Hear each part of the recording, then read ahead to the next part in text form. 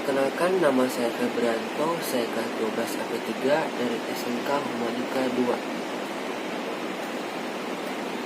Virus corona atau yang sering kita sebut dengan COVID-19 diketahui pertama kali menyebar di Cina, tepatnya di kota Wuhan.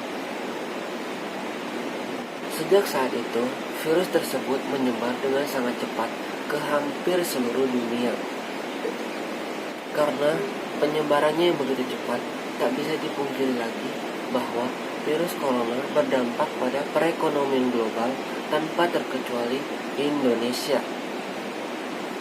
Skenario terburuk akan terjadi ketika wabah virus corona ini berkepanjangan, apalagi jika terjadi karantina wilayah atau yang sering kita sebut dengan istilah lockdown.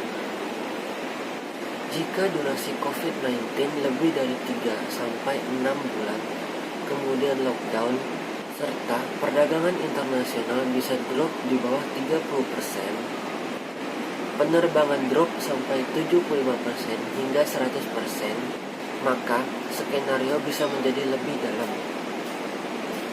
Pertumbuhan ekonomi bisa di kisaran 2,5%, bahkan hingga 0%. Sri Mulyani selaku Menteri Keuangan masih optimistis bahwa pertumbuhan ekonomi Indonesia bisa mencapai 4,5% pada tahun 2020.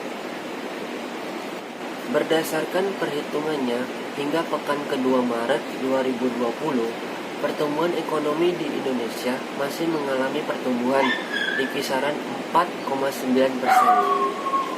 Melambatnya pertumbuhan ekonomi akan berkaitan langsung dengan pendapatan domestik bruto atau yang sering kita sebut dengan PDB. Jika growth hanya 4,5%, maka nilai PDB adalah Rp 16.546 triliun. Ini berarti kita kehilangan Rp 127 triliun dibanding pada tahun 2019.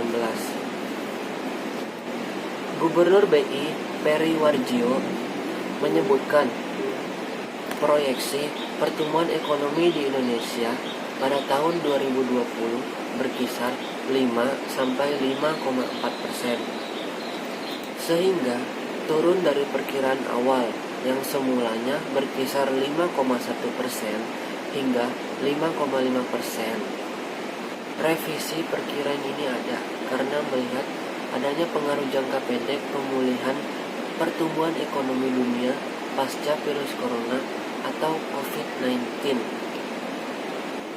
Walau demikian, lanjut Peri memperkirakan bahwa pertumbuhan ekonomi di Indonesia akan naik lagi pada tahun 2021 yang diperkirakan ada di tingkat 5,0% hingga 5,6%. Tidak hanya dalam bidang perekonomian saja. Kasus COVID-19 ini merubah pikiran sosial di Indonesia.